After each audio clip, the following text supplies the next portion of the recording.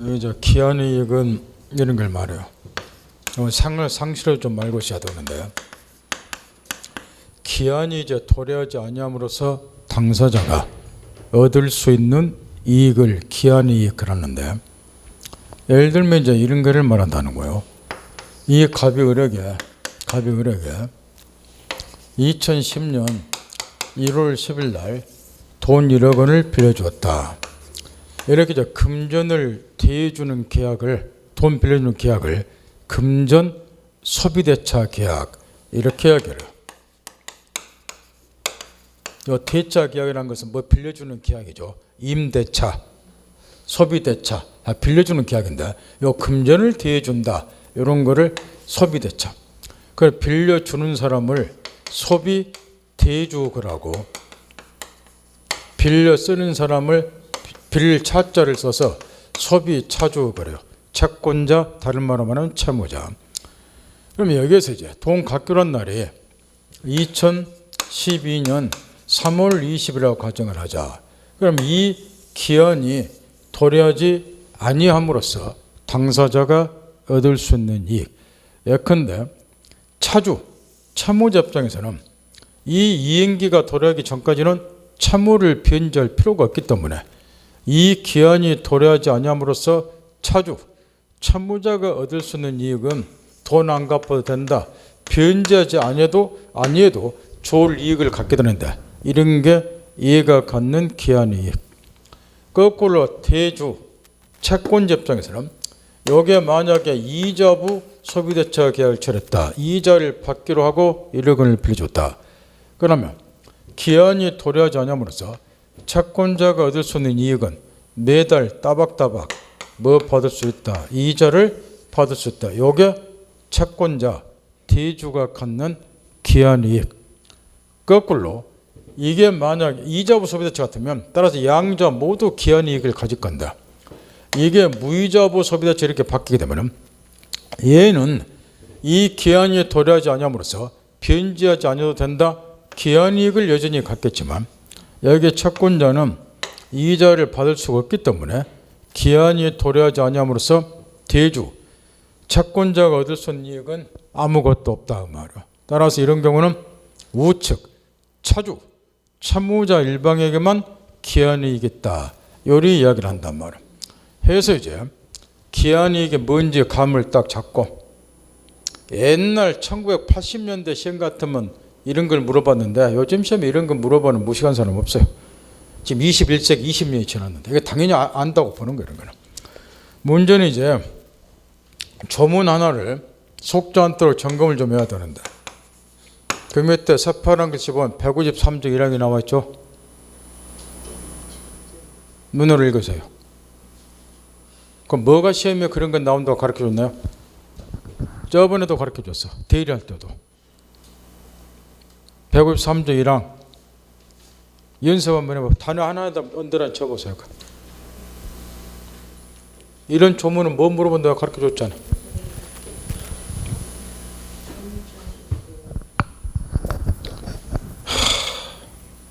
그렇게 해도 공부를 아직도 그렇게 안 되나요? 응? 다 어른들이. 조문에 추정이냐 본다냐 나오면 그걸 물어본다고 그거 언더라인 치고 그거 신경 쓰라고 신신당부했잖아요. 대립공부할 때도 그랬고. 추정이죠. 그걸 본다로 바꿔치기 하니까 조심하라고 신신당부했잖아. 조문에 뭐한 것으로 본다, 간주, 115조 1항 같은 거. 요거는 기한은 누구 이익을 위한 것으로 본다가 아니라 추정. 요거 바꿔치기 잘한다고. 말정 나는 게 아니라고 신신당부했죠. 간주하고 추정의 차이점을 이해하고 있나 해서 묻는 것인가. 실제로 우리 시험에 요걸 추정한 대로 바꿔치기 하고 그러면 다 들고 나온다고 말이야. 그럼 이제 기한은 왜 채무자 이익을 위한 것으로 추정을 하는가? 이유는 요거 보라는 거야. 왜 이런 기한을 붙여놓는가 그 이야기야. 채무자로 하여금 채무를 변제할 수 있는 유예기간을 주기 위해서 이런 기한을 붙이기 때문에 기한은 통상 채무자의 이익을 위한 것으로 추정한다 그 이야기야.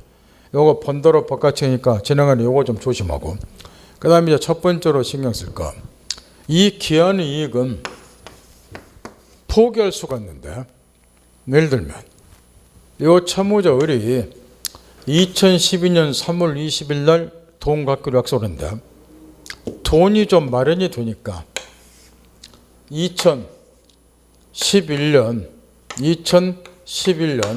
5월 10일 이행기가 도래하기 전, 만기가 도래하기 전에 채무를 변절했다고 말이야. 그러면 채무자는 이때부터 이때까지 돈 안 갚아도 되는 기한의 이익을 갖는데, 요 기한의 이익을 뭐 한 거요? 포기했다, 그 이야기야. 이행기가 도래하기 전에 채무를 변절했으니까 이런 거를 기한의 이익 포기라고 그래.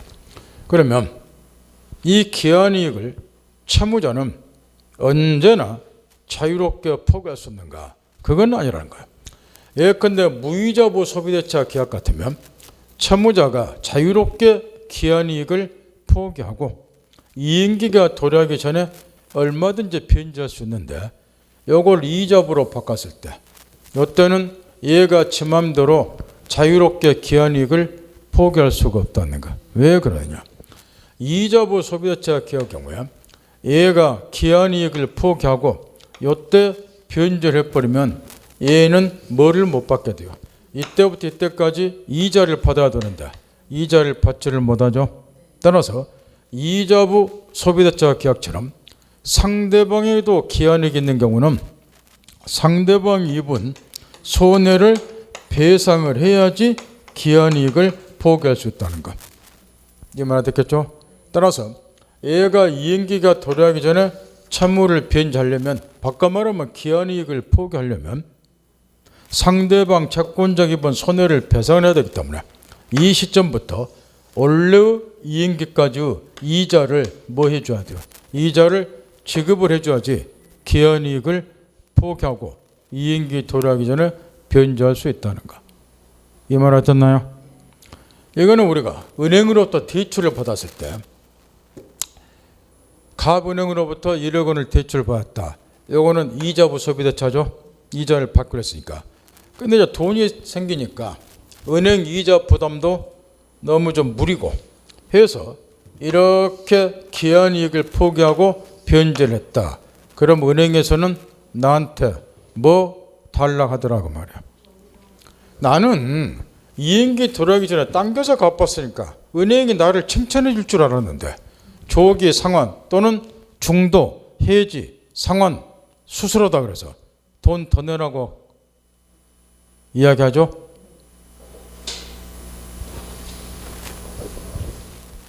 꼬장 부리지 말라는 거예요. 은행에서는 당연한 거예요.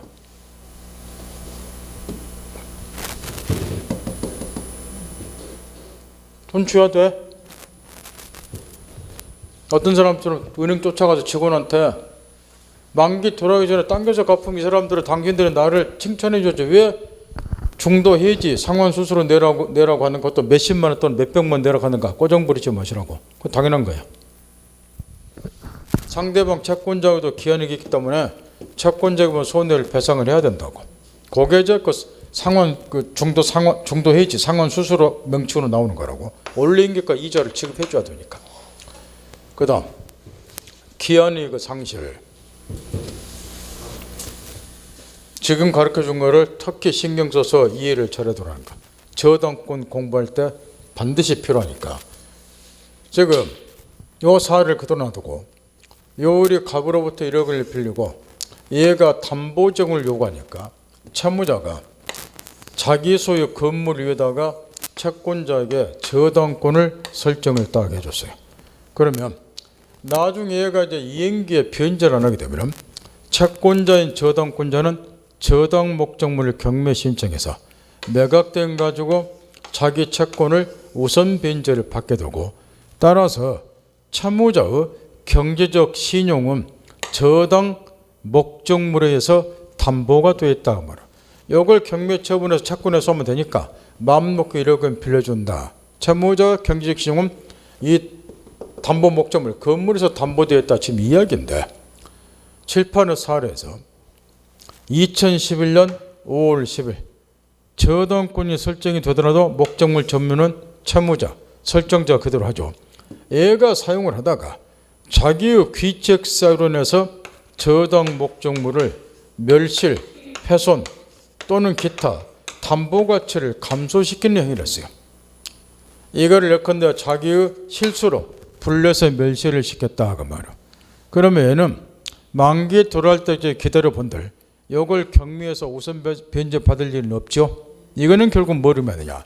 채무자 이 순간에 경제적 신용이 없어졌다 그 이야기. 이렇게 이런 경우에는 채무자는 더 이상 기한이익을 주장할 수가 없게 되는데 그런 거를 기한이익의 상실 일이 이야기를 한단 말이에요. 이 시점에서 채무자가 경제적 신용이 없었으니까 더 이상 기한이익을 주장할 수 없다. 이런 거를 기한이익의 상실. 그러면 결론이 어떻게 되냐. 왼쪽 채권자인 저당권자는 이때까지 기다릴 필요 없이 이 시점에서 얘가 이미 기한이익을 상실했기 때문에 너 지금 당장 돈 갚아라.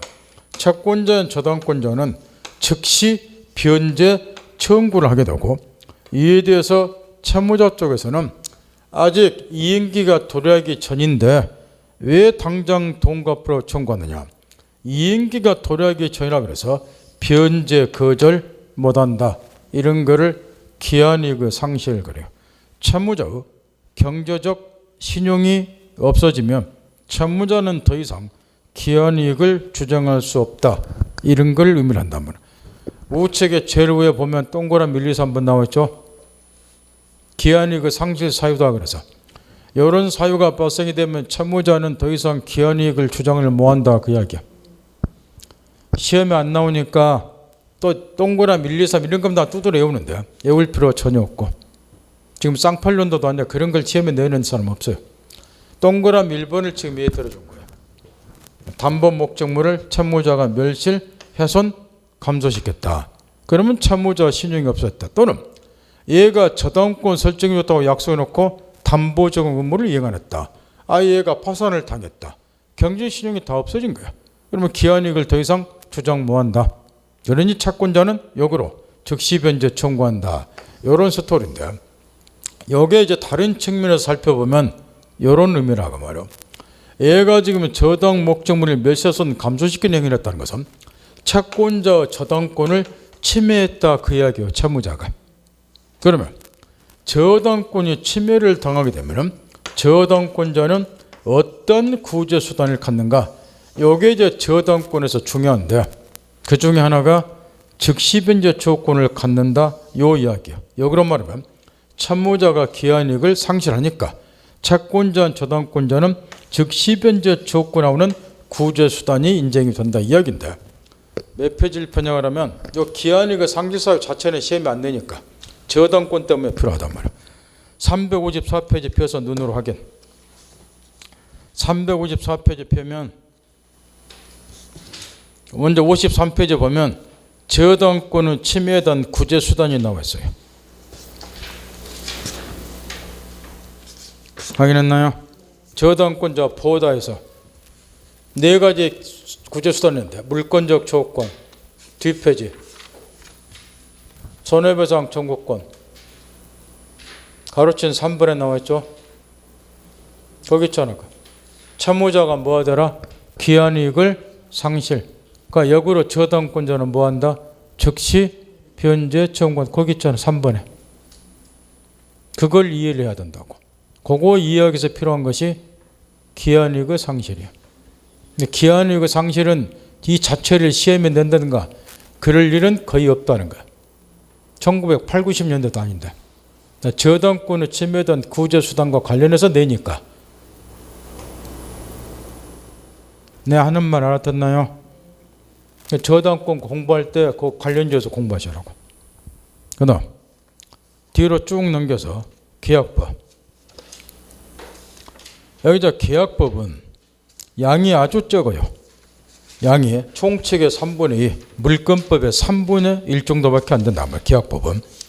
그런데 문제 개수는 총칙하고 거의 버금가게 나와요. 9문제 전후가 나오니까.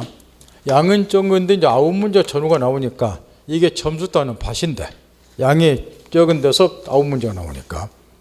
따라서 학교권에 들어가고 민법을 위주로 공부한 사람은 계약법은 그냥 밭이야.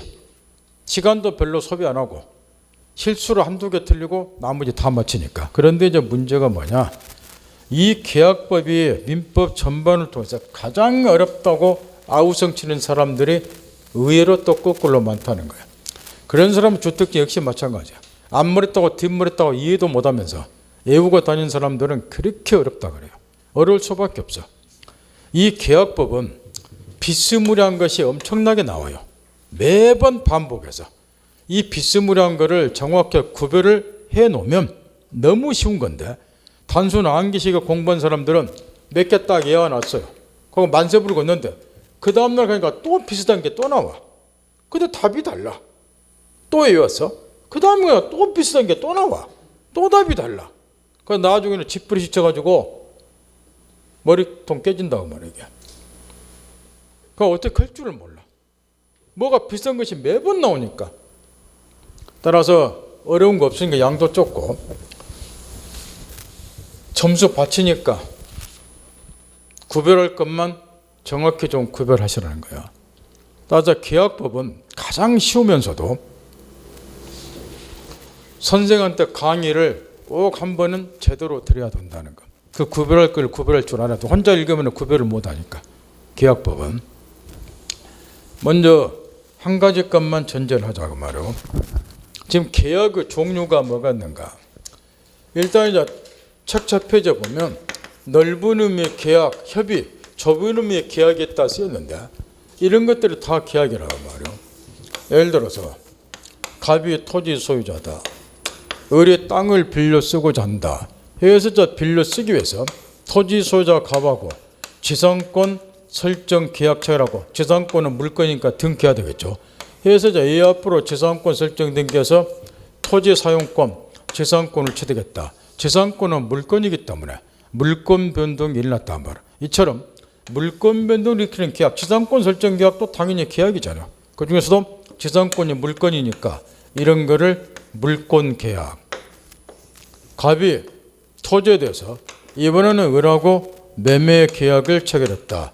이것도 계약인데 매매 계약이 성립이 되면 매도인에게는 소유권 이전을 채무가, 매수인에게는 소유권 이전 청구권은 채권이 발생, 채권 채무가 발생이 됐죠. 이런 계약을 글자 그대로 채권 계약. 더 나아가서 갑이 뭐시며 을이 여자예요. 나한테 시집하라 알았다. 양의사 잡히돼서 혼인이 성립이 됐다. 그러면 부부라는 신분관계가 발생된다. 그래서 이 신분관계 변동을 일으키는 법률행위, 이런 혼인과 같은 것도 계약 일종이고 이런 거를 줄여서 신분계약, 혼인과 같은 거를 다만 이게 봉건적인 냄새가 좀 난다 그래서 이쁘게 포장해서 다른 말로는 가족법상의 계약, 이런 게 다 계약이라고 말이에요. 참고적으로 여기 첫 번째 거는 우리가 물권법 시간에 배우는 계약이죠. 재산권 설정 계약, 전세권 설정 계약, 저당권 설정 계약 등등. 여기 우측이야. 혼인, 이런 거는 우리 시험법에 안 들어가겠죠. 이거는 원래 가족법에서 배우는데 이걸 외우고, 그러면 남은 게 요건데 우리가 채권법 시간에 배우는 계약이 어떤 계약이냐? 요 채권 계약을 말한다고 말할게. 따라서 이런 거를 싸그리 합쳐서 넓은 의미의 계약거라고, 그 중에서도 채권 채무를 발생하는 계약, 흔히 말하는 채권 계약, 요것만을 따로 떼어서 좁은 의미의 계약거라고, 우리가 채권법 시간에 배우는 계약은 요거라는 거예요. 채권 채무를 발생시키는 계약, 요걸 배우고자 한단 말이에요. 근데 내 입문과정부터 가르쳐 줬지만 이게 순서가 좀 바뀐 거라고. 법전 순서가 바뀌었죠? 또 잊어먹었나? 예? 법전 생각하면서 공부하시라니까. 법전이 제일 앞머리 모든 민법의 기본을 규정한 민법 총칙이 나오고 우리 법전 순서가, 그 다음에가 물권법이 나오잖아요. 그 다음에가 채권법이 나오고 가족법, 친족상속, 요건 시험하고 상관없고. 이게 잘못된 구조를 가르쳐줬잖아요. 우리가 지금 법을 배우는 거는 민법 배우는 요거 한 개를 배우는 거라고 말할게요. 이거 한 개를. 토지에 대해서 두 사람이 매매 계약 체결했다. 그럼 이 계약원이 돼서 당사자가 채권 채무가 생기고 소유권은 처음 생기고 소유권은 적고 채권이 발생이 되고 4월 20일까지 소유권 남기로 약속했다. 아마 이행기 도래하면은 얘가 소유권 넘겨주라 청약, 그래 알았다 승낙, 야항에서 발표돼서 소유권 이전에 관한 합의가 이루어지고 그 다음에 이게 부동산이니까 등기하면 소유권, 물권이 이전되고 물권 변동이 일어나고 이것도 하나의 법률행위, 이것도 하나의 법률행위. 요게 무슨 행위? 채권행위. 채권 처음 발생시키니까 요게 무슨 행위? 물권행위. 요게 채권계약, 요게 물권계약. 요게 먼저 나와야 되잖아요. 그런다면 요 물권계약이 나중에 나오고 그 다음에 이제 얘가 소유권 취득하고 요 소유권이 물권이고 따라서 여기 지금 계약을 체결해서 이행하기까지 1년의 과정에서 문제가 생겼을 때 그걸 어떻게 해결할 것인가 그 1년의 과정 하나 배우는 것이 민법공부 전부라고 이게 이 1년의 과정을 법전에 넣어놓은 거예요.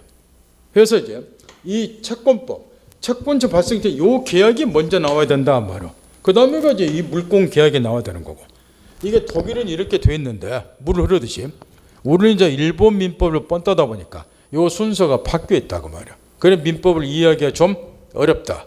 그 이야기를 인문과정에 가르쳐 드렸어. 그래서 이제 총칙이 먼저 나오고 그 다음에 사실은 요 채권법, 요 계약법이 그 다음에 나와야 되는 거야. 그 다음에 이제 요 물권법이 마지막에 나와야 되는 거고 원래 순서가 우리는 지금 뒤바뀌었다는 거죠. 그래서 이제 채권법에서 배우자 하는 계약은 요 채권 처음 발생시는 요 매매 계약 같은 거, 채권 계약을 배우자 한다. 뭐 임대차 계약, 교환 계약 이런 것들을 요거 하나만 딱 염두 두고 나머지는 시험하고 상관없으니까 계약 자유원칙 쭉쭉 집에 가서 읽고 할 일 없을 때 문제는 이제 그러면 약관인데 약관 여기는 책에는 지금 한 대여섯 페이지 엄청나게 써놨다고 얘기해. 그 약관에 관해서 한마디만 하고 넘어가자 말로. 이게 뭐냐면은 지금 오늘날 대량 소비 시대를 맞이해서 보험 계약 같은 거 한번 생각을 해보라면 누구는 한 번쯤은 보험에다 가입을 하죠. 그러면 이 갑이 보험회사이고 을이 소비자라고 말이요. 소비자. 그러면 수많은 사람들이 이제 보험 계약을 체결할 건데 보험에 가입을 할 건데 이 소비자마다마다 별도 내용을 가진 보험 계약 체결하면 보험회사에서는 이게 엄두가 안 나는 거예요. 이렇게 수많은 소비자들과 보험 계약 체결하니까 따라서 이럴 때는 뭐 하더라는 거 미리 보험 약관이다 그래서 기업 측에서 보험 약관을 만들어 놓죠. 그 다음에 이 사람이 보험 계약 체결하면 여기에 소비자가 계약의 내용을 자유롭게 정하지 못하고 뭐에 의해서 계약의 내용이 정해져 버려. 약관에 의해서. 이 약관에 의해서 계약의 내용이 정해지죠. 이런 말을 알아듣죠. 누구나 한 번쯤 체결해 봤을까. 이때 이제 이런 대량 소비 시대에 있어서 사용자, 기업이 작성해 놓은 약관에 의해서 계약의 내용에 정해진 계약들을 오늘날 엄청 체결하고 사는데 이런 계약들을 통틀어서 약관에 의해서 계약의 내용이 정해진 계약을 우리는 부합계약 그래요. 보험계약, 전기수도 가스를 공급받는 계약, 은행대출보처는 은행대출계약, 분양계약 등등. 오늘날이야 대량 소비재에서는 대부분의 경우가 이런 부합계약에 해당이 된다고 말이에요. 근데 이제 문제가 뭐냐면 여기 부합계약은 여기 고객, 소비자 입장에서는 계약 체결의 자유는 가져요. 내가 보험에 가입할 것인가 말 것인가 체결의 자유는 갖는데 일단 보험계약 체결하면 계약의 내용을 마음대로 정할 수가 없겠죠. 약관에 정해지니까. 따라서 내용 결정의 자유는 가질 수 없다. 이게 부합계약의 특징이라고 말이에요. 약관에서 계약의 내용이 정해지니까. 그런데 여기서 이제 사회 문제가 좀 되더라고 말이에요. 과거 예를 보면 이 사업자가 기업 측에서 작성한 약관이 사업자에게는 유리하고 소비자에게는 불리한 내용으로 되어 있는 경우가 많이 있었다고 말이에요. 그런데 이 약관에서 계약의 내용이 적으니까 결과적으로 소비자는 불리한 내용의 계약을 체결한 사람이 되죠. 이로부터 이제 피해가 속출하고 이게 사회 문제가 됐다는 거예요. 그러다 보니까 법을 하나 만들었어요. 1986년도에 이 불공정 약관을 경제난 좀 보세요. 신문이에요. 스포츠나 이런 놈은 보지 말고 경제난 보면은 결혼시험 10점을 묻고 들어가. 공짜로. 또 이런 것도 금방 알아들어. 이 불공정 약관을 규제할 필요성 때문에 1980년도에 법을 하나 만들었는데 그게 약관의 규제에 관한 법률이었다 그 말이야. 그래서 종래 우리 시험에서 2009년도 이게 19회 시험인가 도는데 2009년도 19회 시험 이때까지는 여기에서 이제 시험 문제가 종종 출제가 됐어요. 약관의 규제에 관한 법률에서 요걸 설명해 놓은 것이 거기 계약과 약관 383페이지부터 한 대여섯 페이지 잔뜩 써놨다고. 저기 388페이지인가요? 그 위에까지 계약의 종류 위에까지 잔뜩 써놨어. 그래서 이제 과거에는 이게 이제 종종 시험에 나왔는데 저번에 물권법 강의할 때도 한 번 내가 이런 이야기를 해줬어요. 2009년도 19회 시험이 1차 과목 민법 한 과목이 좀 어렵다 그래서 민법이 약한 사람들, 암기직 공부한 사람은 싸그리 떨어져가지고 수도권에서 또 몇 달간 뛰두르고 데모를 엄청 했다고 말이야. 근데 그때 이제 주로 뭐라고 악을 썼냐 그러면은 출제를 잘못한 건 없기 때문에 출제 범위를 이탈한 문제들이 많이 출제했다. 이것 갖고 땡깡을 부렸다고 말이야. 물권법에 예를 들면 뭐 같은 거? 선의취득 같은 거. 동산의 경우 공신원칙 인정되니까 선의취득 인정되죠. 이런 것들. 그 다음에 계약법에서 지금 여기 나와 있는 약관의 규제에 관한 법 이런 것들. 요거는 중견목과 관련이 없는데 왜 시험이 냈냐? 이것 가지고 꼬장을 부린 거예요. 근데 이 약관의 규제에 관한 법률을 종래 시험에 냈던 이유가 중견목과 관련이 있기 때문에 낸 거예요. 분양계약은 알죠? 분양계약. 분양계약도 뭐에 의해서 정해져 계약의 내용이? 분양약관 있잖아. 약관에서 계약의 내용이 정해지잖아. 근데 중개법인의 경우는 분양계약 대행도 할 수 있죠. 중개사법에 나와 있잖아. 개인도 할 수 있나요? 개인 다 할 수 있어요. 요즘에는. 옛날에는 법인인 그 중개업자만 분양 대행을 했었는데 요즘은 다 풀렸어요. 개인도 하고. 그게 중개업무와 관련이 있다고. 요 분양계약이. 근데 이게 약관에 정해지잖아. 그걸 시험에 냈던 거라고. 또 사례 문제도 분양계약 해가지고 시험에 냈고 관련이 있어. 그런 낸 거라고. 그 뛰들고 데모를 하다 보면 공부 떨어지면 데모 좀 하지 마시라고. 동네 망신스러워 가지고 말이야. 정과목이 어렵다 하면 이해가 가요. 민법 한 과목 어렵다. 이때 일자 동차 합격자도 엄청 있어. 민법 공부 잘하는 사람들은 동차로 일자 동시에. 그래갖고 뭐 씨알도 안 먹겠지만.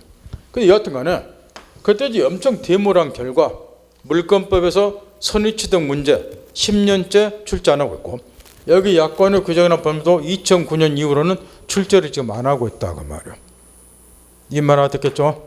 따라서 방금 취재해 준 그 페이지는 여력 있을 때 한번 읽어보고 10년째 지금 시험에 안 나오고 있는데 여력도 없는 사람들 굳이 읽을 필요는 없지 않냐 그 말이야.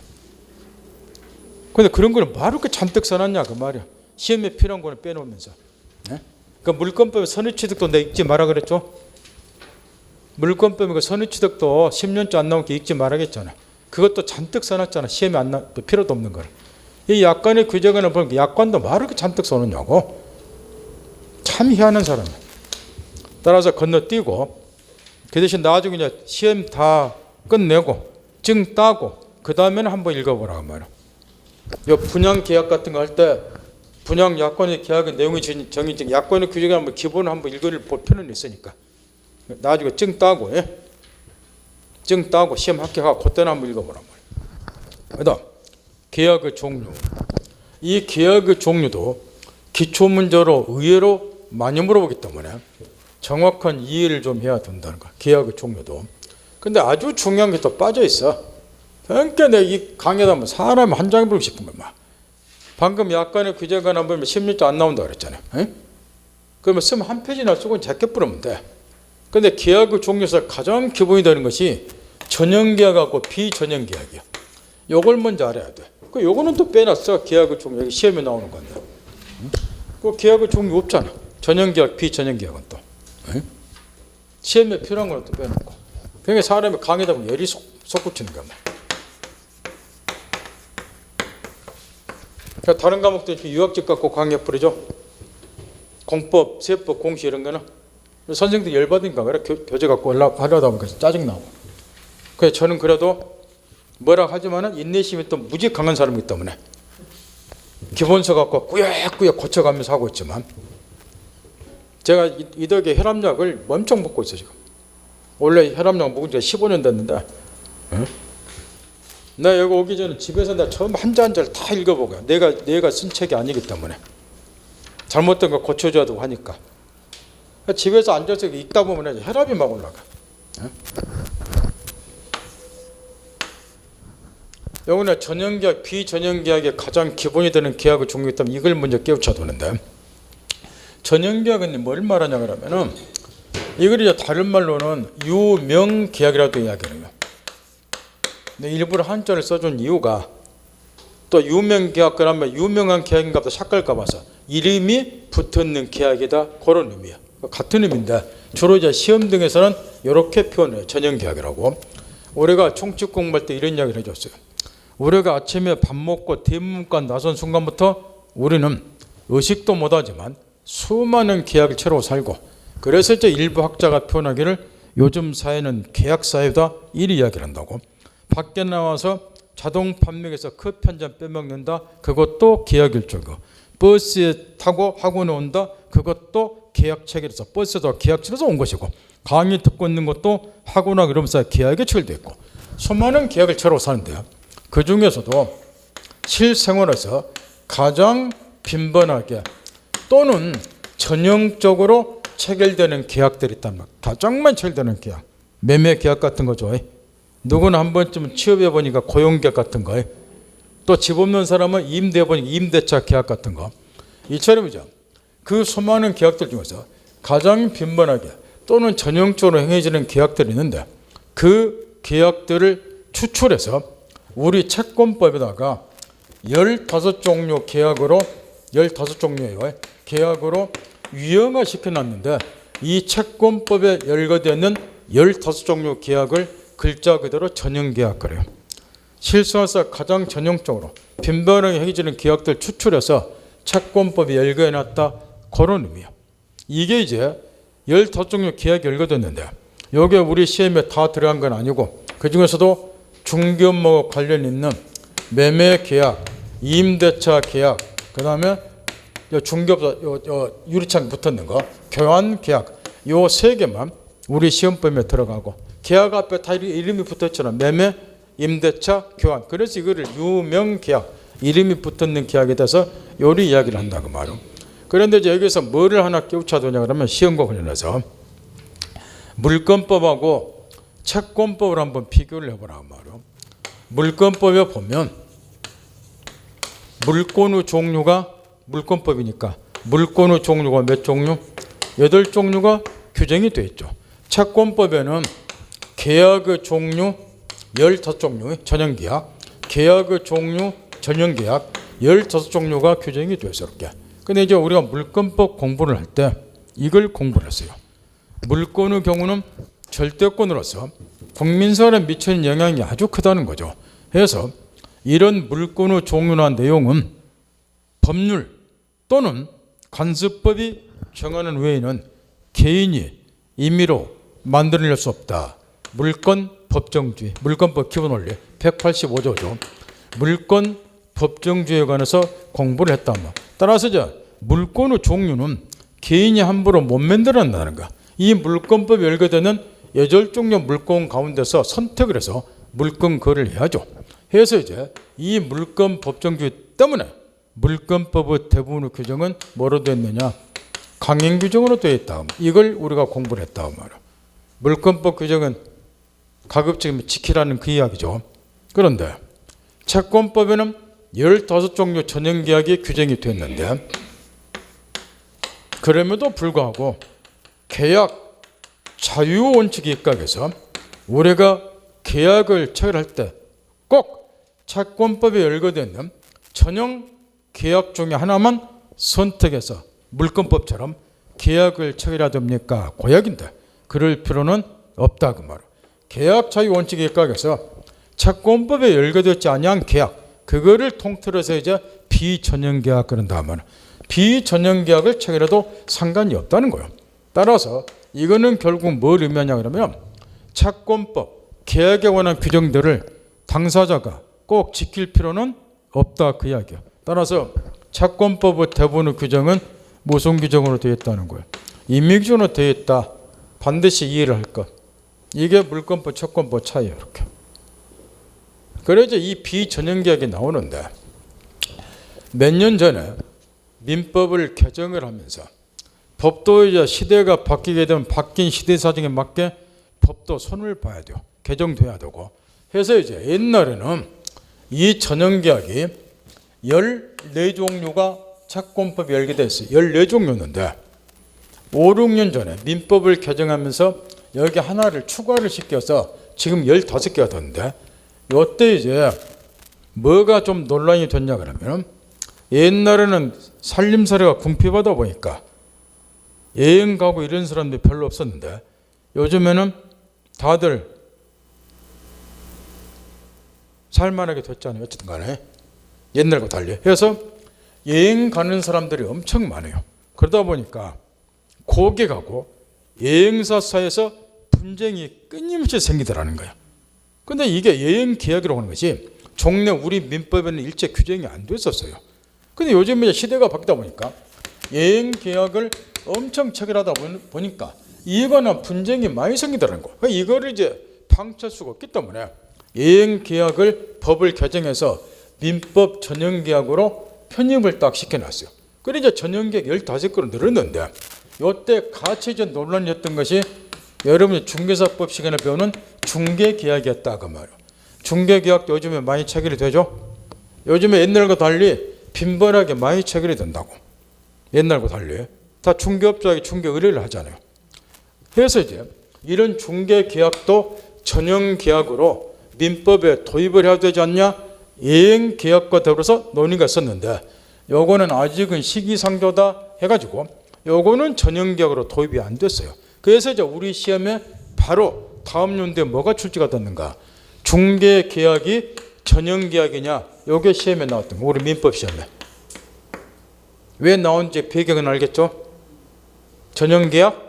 그러지 아니다 요 이야기야. 여행계약은 전형계약이지만 요거는 도입이 안 됐다고. 그래서 중개계약을 민법 시간에 배우는 게 아니라 여러분 중개사법 시간에 배우는 거예요. 만약에 이게 전형계약으로 민법에 도입이 됐으면 민법 시간에 이제 배웠겠죠. 왜 이런 시험 문제가 나온지는 알겠죠?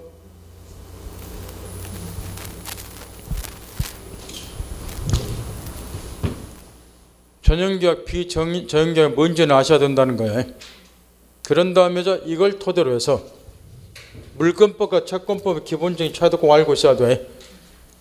요거에 물권의 중 8개, 채권법의 계약의 종 전형계약 15개. 근데 차이점은 이런 게 차이다 그 말이에요. 이거는 배경으로 깔고 공부를 해야 되니까 또 시험도 물어봐 이런 거를.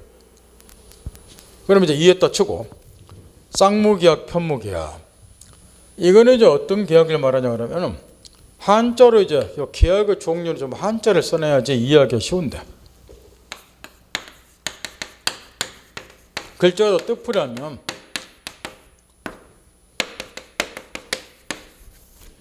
계약의 쌍방에서 모두에게 채무가 생긴다. 그러니까 쌍무계약이다. 뜻풀이하면 이런 이야기인데 중요한 거는 쌍방에서 모두에게 단순히 채무만 발생된다 해서 쌍무계약이 되는 게 아니고 양 당사자에게 발생된 채무가 특징이 하나가 있는데 그 특징을 좀 캐치를 해야 된다는 거. 우리 시험법에 들어가는 전형계약 3개, 매매, 교환, 임대차를 비롯해서 대부분의 전형계약은 쌍무계약이에요. 그러면 매매를 한번 생각을 해보자는 거예요. 토지에 대해서 두 사람의 매매계약을 설명 잘 들어야 돼요. 매매계약을 체결했어요. 이 매도인에게는 소유권을 이전할 채무가, 매수인에게는 대금을 갚을 채무가, 일단 쌍방에서 모두에게 채무가 생겼죠. 근데 여기서 중요한 거는 뭐냐? 이 양 채무가 서로 대가적 의미가 있을 것.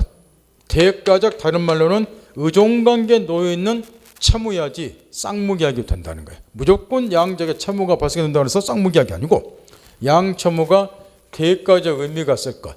양채무가 대가적 의존관계 놓여 있어야지 쌍무계약이란 말이야. 그러면 이 말은 무슨 의미냐? 이런 걸 의미를 한단 말이야. 대가적 의존관계 놓여 있다, 의미가 있다. 이 말은 당신이 채무를 이행하니 나도 채무를 이행한다. 이런 관계. 못 알아들으면 네가 소유권 넘겨주니까 나도 대금을 주는 것이다. 이런 관계를 대가적 의미, 대가적 의존관계에 놓였다. 요리 이야기한단 말이야. 이런 채무가 쌍방 모두에게 발생이 돼야지 쌍무계약이 되는 거 이렇게. 그 이제 편무계약은 글자가 들어. 편 그랬으니까 한쪽 당사자에게만 채무가 생기거나 특히 신경 쓸 것은 양 당사자 모두에게 채무가 발생은 됐으나 그 양 채무가 대가적 의미가 없는 경우, 대가적 의존관계에 놓여 있지 않은 경우도 편무계약이 되는 거예요. 이렇게. 그러면 전형계약 중에서 가장 대표적으로 편무계약에 해당되는 것이 어떤 것이 있는가? 다음 세 가지가 있는데 다음 세 가지가 편무계약에 해당되는 대표적인 것이 대부분은 쌍무계약이고 증여는 설명 안 해도 왜 편무계약인지 알겠죠? 증여자 일방에게만 채무가 생기잖아요. 이건 무상이니까 수중자는 증여받는 자 대금직에 채무 없잖아요. 증여자 일방에만 채무가 생기니까 증여는 당연히 편무계약일 것이고 문제는 이제 사용대차 계약, 그 다음에 현상광고 계약, 전형계약 중에서 물론 이 세 개 자체는 우리 시험범위에 들어간 건 아니나 계약의 종류 물어볼 때는 출제를 한다고 말이야. 그러면 사용대차는 왜 편무계약이고 현상광고 계약은 왜 편무계약인가? 옛날 공부를 하겠더니 이렇게 위안놓고 만세 부르고 다니다가 뒤통수 맞고 몇 년씩 생똥 사는 사람도 내가 많이 봤단 말이야. 편무계약 공부를 하겠더니 증여, 사용대차, 현상광고, 편무계약, 만세! 공부 끝냈다 악수고 다녀요. 참 편하신 분들이야 인생이. 그게 아니고 왜 편무계약인가 그걸 시험에 내부른단 말이야. 다음 중 편무계약 고르라 그런 문제는 옛날 쌍팔년도 문제고 요즘 시험은 왜 편무계약인데 그 이유까지 물어본단 말이야. 또 지금부터 최대한 집중하는 거야. 대차계약은 아까도 얘기한 것처럼 뭘 빌려주는 계약을 대차계약 그래요. 대차계약의 민법 전형계약에 세 개가 있어. 여러분 시험에 들어가는 무슨 계약하고 임대차, 대차계약이죠. 아까 기한이익에서 나온 소비대차 계약, 돈 빌려주는 계약들. 그 다음에 여기 나와 있는 사용대차 계약. 그럼 이 사용대차 계약이 왜 편무계약인가를 지금 살펴보자 말이요.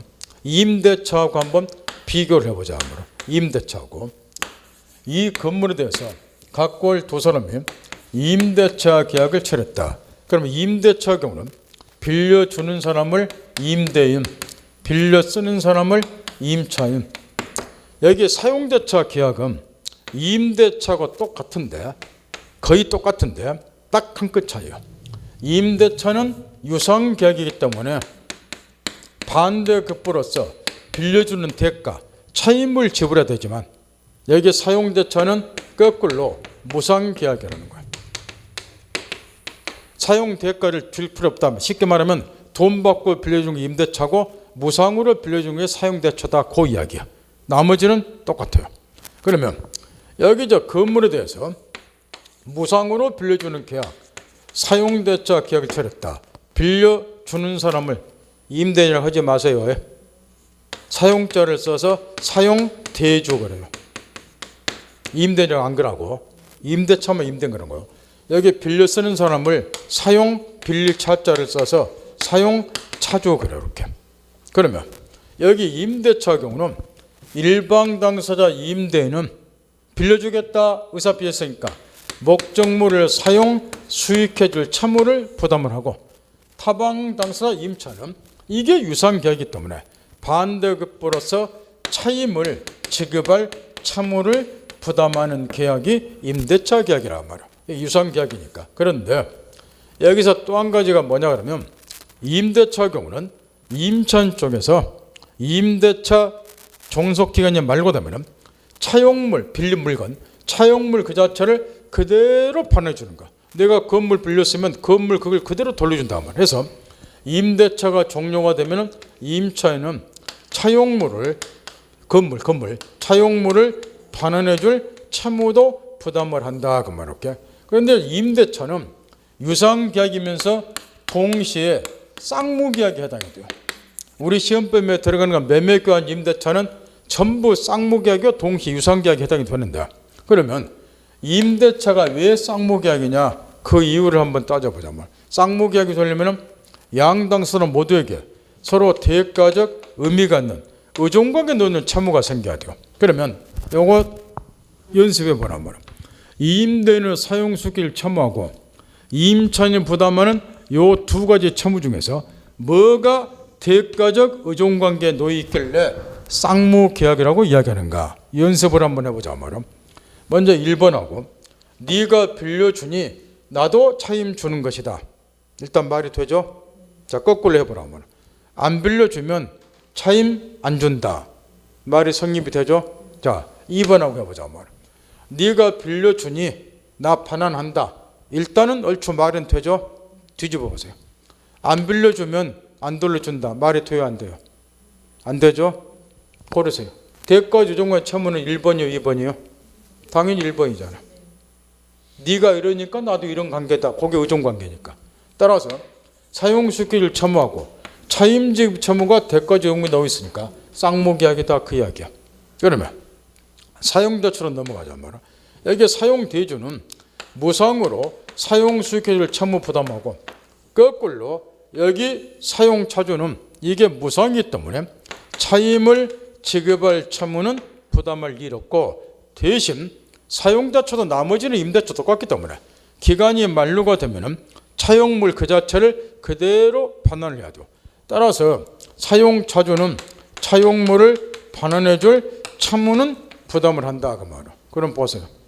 사용대차 계약의 경우도 쌍방당사 모두에게 채무는 생겨요. 대주 사용수기일 채무, 차주 반환해줄 채무. 그럼에도 불구하고 이 사용대차 계약도 무슨 계약이더라? 편무계약. 그 이유가 시험에 나왔단 말이에요. 왜? 양채무가 대가적 의존관계에 놓여있지 아니하니까. 방금 여기서 연습해봤잖아. 빌려주는 거하고 돌려주는 거는 대가적 의존관계 있는 거 아니잖아. 이게. 깨우쳤나요? 그 다음 현상광고 계약은 더 중요한데, 현상광고 계약은 왜 편무계약인가 하는 것이, 요걸 이야기해서 눈을 우측으로 돌리세요. 거기 보면 요물계약하고 낙성계약이 나와 있죠. 거기다 또 뜬금없이 참 이해가 불가능한데 요식계약이 또 들어가 있어. 그 가로친 3번에 보면은, 그죠? 요물계약하고 낙성계약이 서로 대비되는 계약의 종류예요. 거기 요식계약은 삭제하세요. 그럼 바로 여기다 써놨나 모르겠어. 동그라미 2번 늘기표 삭제하고. 그러니까 요식계약 설명해 놓은 거 동그라미 2번에. 여기 낙성계약하고 요물계약이 서로 대비되는 개념이라 그 말이야. 그러니까 요식계약은 삭제하라고. 참 책 쓰는 애가 이상한 애인데. 그 동그라미 2번도 삭제하고. 여기 들어가는 거 아니요 그게. 동그라미 2번 요거 동그라미 2 요거 삭제하시라고. 거기 요식계약을 설명해 놓은 거라고. 그게. 무슨 말인지 알아들었죠? 그러면 낙성계약하고 요물계약 요걸 먼저 깨우쳐야 돼요. 현상광고 계약이 왜 편무계약인가 그 이유를 알기 위해서 이 낙성계약하고 요물계약도 이거 한자로 좀 써내야지 이해하기가 쉬운데, 가로 열고 닫고 한자로. 여기 낙성계약은 한자로 이렇게 써요.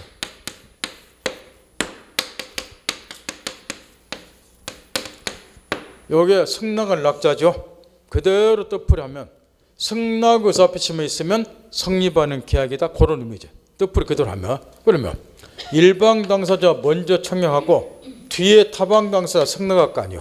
그럼 이 승낙만 있으면 성립하는 계약이다. 그러니 낙성 계약인데 이쁘게 포장하면 양 당사자 청약 승낙 의사표시 합치만 있으면 성립한다. 그래서 낙성 계약 그래요. 그러면 요물 계약은 뭐냐? 이것도 이제 한자로 이렇게 썼는데, 요물 계약 이렇게 물건의 인도를 필요로 하는 계약이다. 그래서 요물 계약 그래. 이 한글로 써놔보면 이게 알아듣지를 못한다고. 이런 거는 좀 한자로 써내야 돼야 가로 열고 닫고. 물건 인도를 필요로 한다 그 의미예요.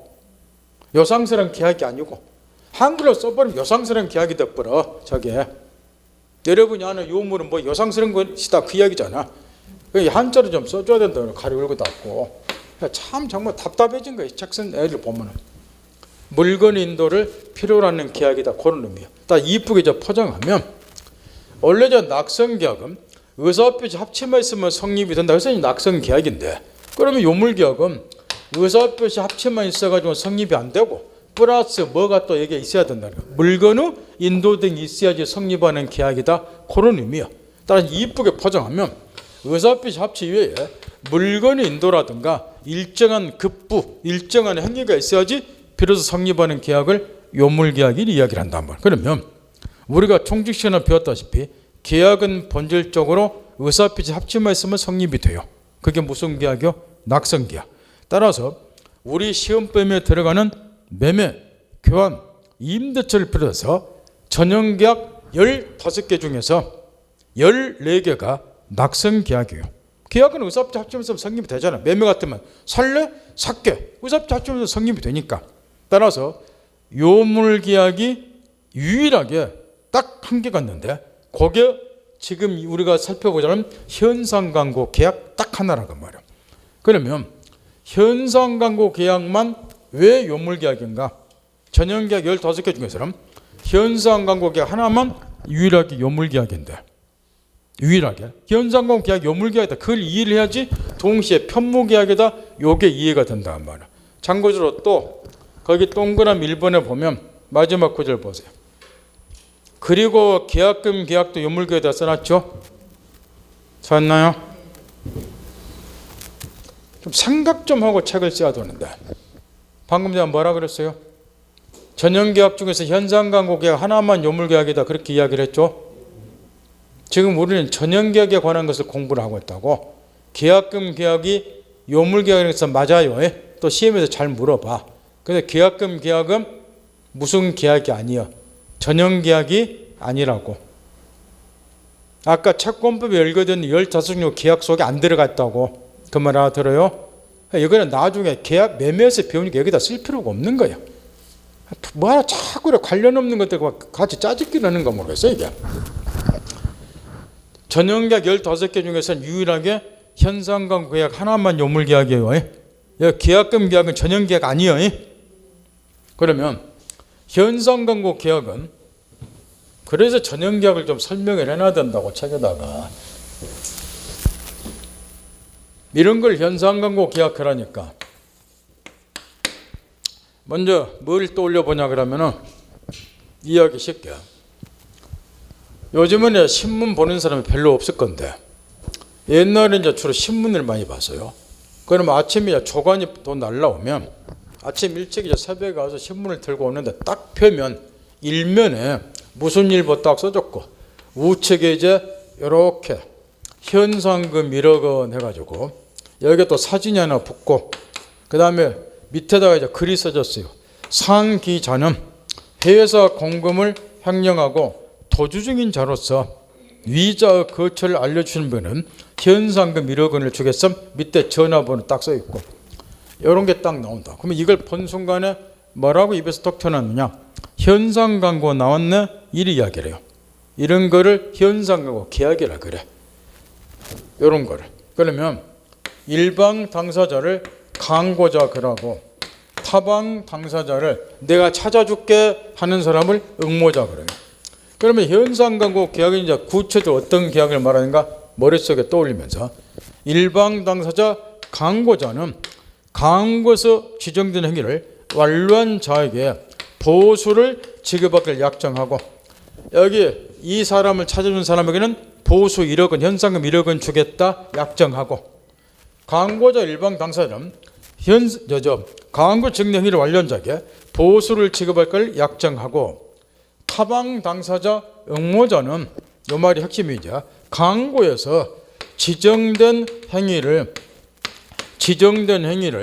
완료함으로써 광고 증거 행위를 완료함으로써 성립하는 계약을 현상광고 계약 우측의 으름, 강구에서 증거 행위는 아무개 찾아주라는 거죠. 그 찾아주는 행위를 완료함으로써 계약이 성립한다, 이런 이야기인데, 그러면 이제 분석을 좀 해보자 말이요. 만약에 이렇게 되면 무슨 계약이 되는가 해보세요. 강고자 일방 당사자는 이러한 사람 찾은 사람에게 현상금 1억 주겠다 약속 의사표시만 했죠. 근데 이때 타방 당사 응모자가 내가 그놈 찾아줄게 의사표시만 하면 계약이 성립된다 라고 가정을 하면 낙성계약이 되겠죠. 의사표시 합치면서 성립하는 계약 낙성계약. 그러니까 근데 이거는 광고를 통해서 뭐 해달라고 지금 청약을 했잖아요. 이렇게. 그럼 이 광고 본 사람이 을 하나만 있는 거 아니잖아요.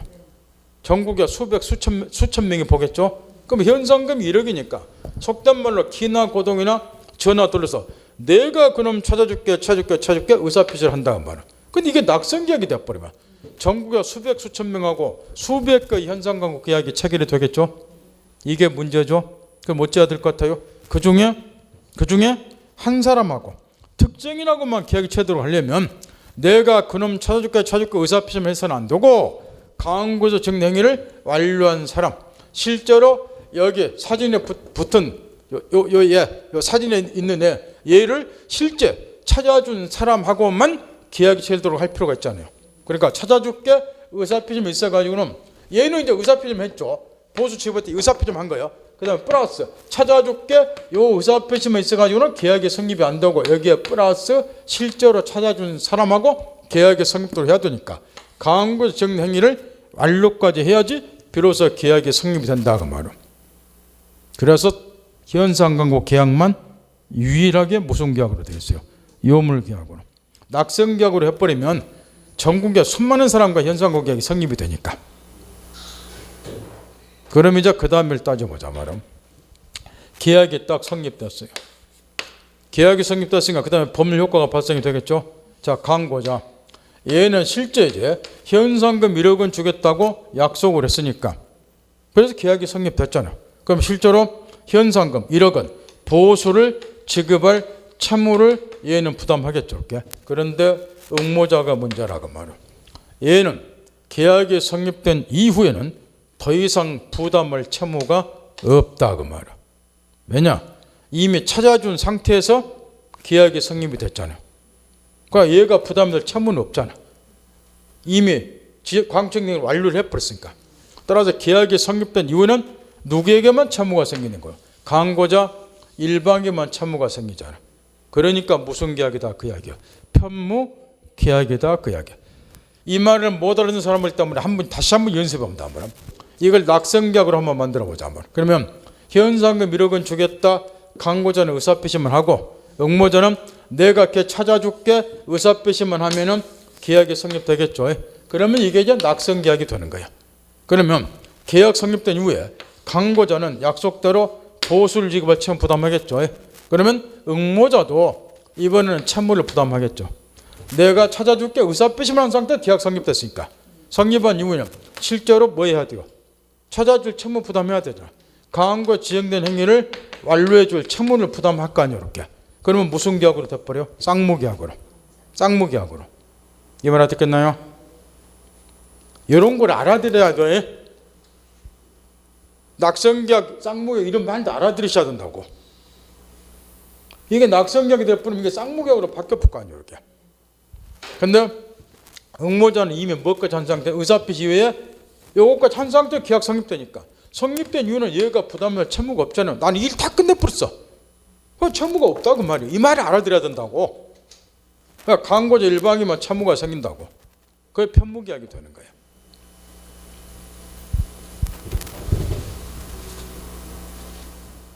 민법은 하나 그냥 집중하는 하나 못하면 그 다음 것도 못 알아들어요.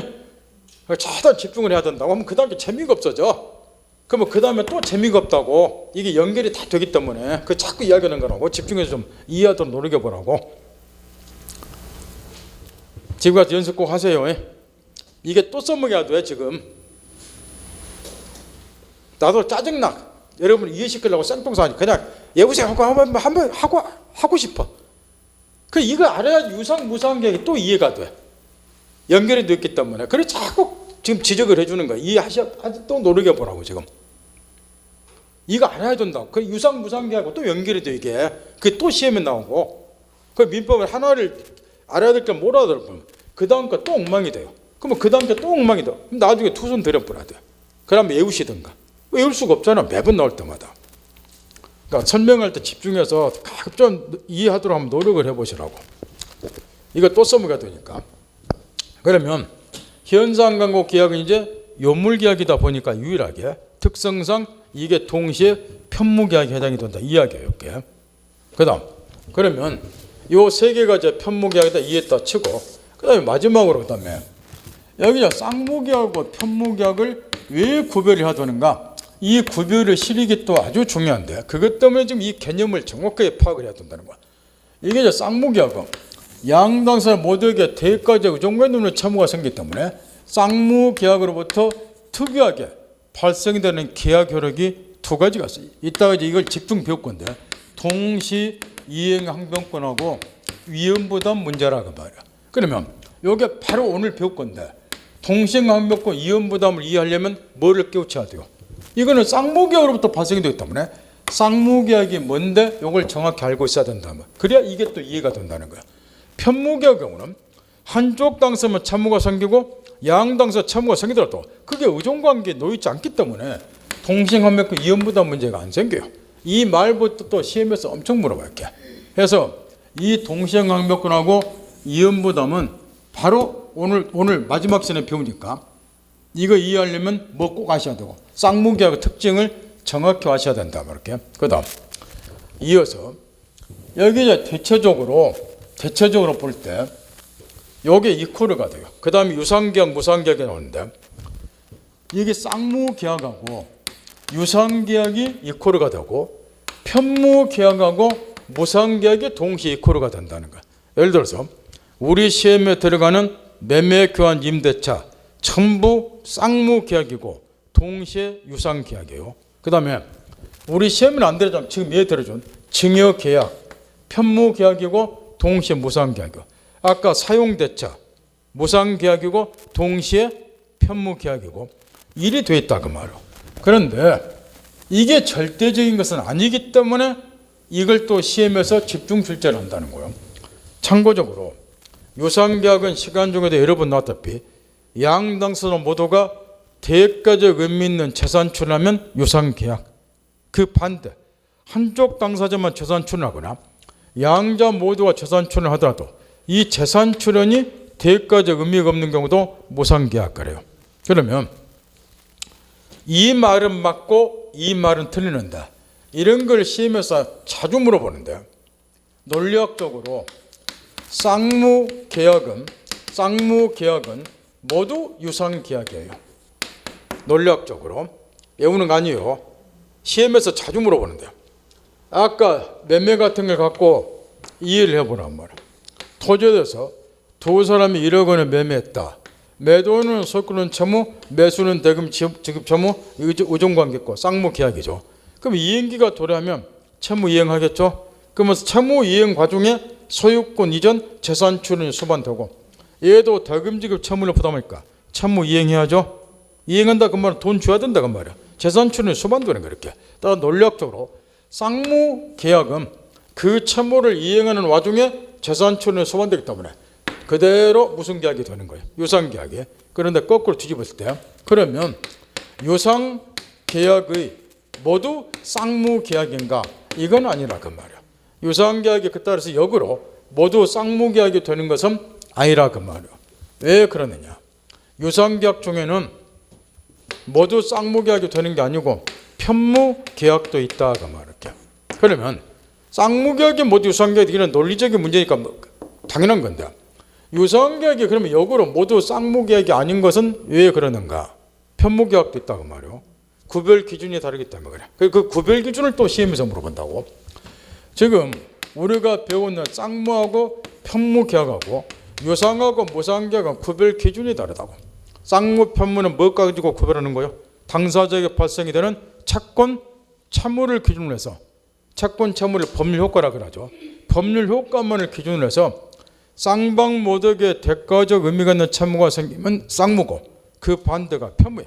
근데 유상계약, 무상계약은 뭘 가지고 구별하는가? 요거는 계약 성립시부터 이행시까지요. 이행시까지 정과정이요. 정과정을 통해서 이게 구별 기준이요. 요거는 법률 효과만을 기준으로 해서 구별하는 것이고, 성립시부터 이행시까지 정과정을 통해서 양자모도 대가적 의미 있는 재산처럼 유상이고 그 반대는 무상이란 말. 그러니까 이걸 또 시험에서 물어봤단 말이야. 그러면 여기를 다시 보자 말이야. 여기 현상 강구를 다시 보세요. 당사자가 봤을 때는 법률 효과만을 기준으로 하면 강고자 일방만 채무가 생기죠. 그래서 편무계약이야. 그 재산 출현을 살펴보자 말이야. 여기 강고자는 보수를 지급할 채무를 부담하니까 이 채무를 이행을 해야죠. 그럼 현상금 1억은 지급해야 되니까 재산 출현이 수반이 되죠. 따라서 강고자는 언제 재산 출현해요? 채무 이행시에. 이행시에 1억을 주니까 재산 출현이 수반되잖아. 근데 응모자를 보라는 거야. 참고적으로 꼭 얘처럼 금전적인 것을 출연해야지 재산 출연에 해당되는 게 아니고, 우리가 흔히 말하지 돈 없으면 몸으로 때운다 그러죠. 몸으로 때우는 게 이래 주는 것도 재산 출연이라고 말이야. 그러면 여기에 우측에 응모자를 보라는 거야. 응모자는 강한구 지정된 행위를 완료함으로써 계약이 성립이 됐죠. 그럼 얘는 언제 재산 출연했나요? 계약 성립 시에 재산 출연했죠. 강한구에 지정된 행위를 완료, 여기 사진 붙은 놈 얘를 찾아준 상태에서 계약이 성립됐잖아. 그럼 성립 시에 재산 출연했잖아. 얘는. 그러면 유상이냐 무상이냐 하는 것은 계약 성립 시부터 이행시까지의 전과정을 통해서 양자가 대가적 없는 재산 출연은 유상이 되기 때문에 동일한 당에서 재산 출연할 필요는 없다는 거야. 얘는 이행시 재산 출연, 얘는 언제? 성립 재산 출연. 그 성립 시부터 이행시까지 전과정을 통해서 단계는 다르다도 양자부터 재산 출연하면 유상계약이 된다는 거. 따라서 현상강구 계약도 무슨 계약에 해당이 돼요? 유상계약. 그러나 당사자가 봤을 때는 법률효과를 기준하면 강고자 일방면 채무가 생기자 무슨 계약이에요? 편무계약. 다 유상계약이 모두 쌍무계약이 되는 건 아니라고 말이야. 현상강구처럼 무슨 계약도 있고 편무계약도 있고. 이걸 완벽하게 관련지어서 내가 가르쳐준 순서대로 이해를 다시 하라고. 이것도 이제 기출문제 좀만 풀어면 알아요. 쌍무계약이 모두 유상계약이다. 유상계약이 모두 쌍무 이런 게 시험에 계속 나온다는 걸. 이것도 공부를 하고 또 외우고 다녀요. 아침 먹고 외우면 이렇게 됐다가 낮밥 먹고 외우면 또 뒤집어졌다가 안 외워지니까 또 노트 정리해가지고 별 붙이고 외우고 다녀. 이게 공부 아니라고 이런 거는. 이게 이런 걸 공부하게 하고 시험 떨어지면 시험조도 모순 막 찾고 그러는데 공부 아니라고 이거는. 허송세월 보는 거지. 이건 논리적인 문제고, 요거는 현상강구 계약 가지고 이해를 하고, 쌍무, 편무하고 유상, 무상은 구별 기준이 다르다는 거예요. 기준을 정확히 깨우쳐야 되고. 그 다음 우측에 넘어가서 거기 마지막에 이제 계속적 계약하고 일시적 계약이 나오는데, 요거는 시험에 물어볼 일 없고, 대신 이제 요 계약의 개념은 알아야 됩니다. 그건 나중에 배우면 돼요. 무슨 얘기냐 그러면 뒤에서 해체가 나오고 해지가 나와요. 근데 계약의 종류 중에서 일시적 계약 효력을 소급해서 소멸시키는 걸 해체라 하고, 계속적 계약 효력을 장년항에서 소멸시키는 해체라 그래요. 이것만 이해하시면 돼요. 왜 일시적 계약은 해체를 하고 계속적 계약은 해지를 하는가, 이것만 이해를 하면 되기 때문에 지금은 가르쳐 드려봐야 쏘란 말이야. 해제를 아직 모르기 때문에. 따라서 해제하고 해지를 바로 뒤에서 배우니까 요거 배울 때 요걸 관련지어서 같이 이해 풀면 되니까, 여기 쓰여있는 것은 시험에 안 나오니까 읽어볼 필요 없음. 다시 정리 종동. 전형계약 꼭 이해하세요. 전형계약. 그 다음 두 번째, 쌍무계약, 편무계약의 구별 실익이 아주 중요하기 때문에 개념 파악 정확히 하셔야 돼요. 그 다음 요물계약도 이 점을 하면 계속 반복 출제를 해요. 이유는 계약은 특성상 낙성계약을 원칙으로 하는 거예요. 의사표시점에서 성립되니까. 따라서 요물계약이 이제 이례적이기 때문에 전형계약 중에서는 현상강구의 하나가 유일하게 요물계약이니까 특성 파악하셔야 돼.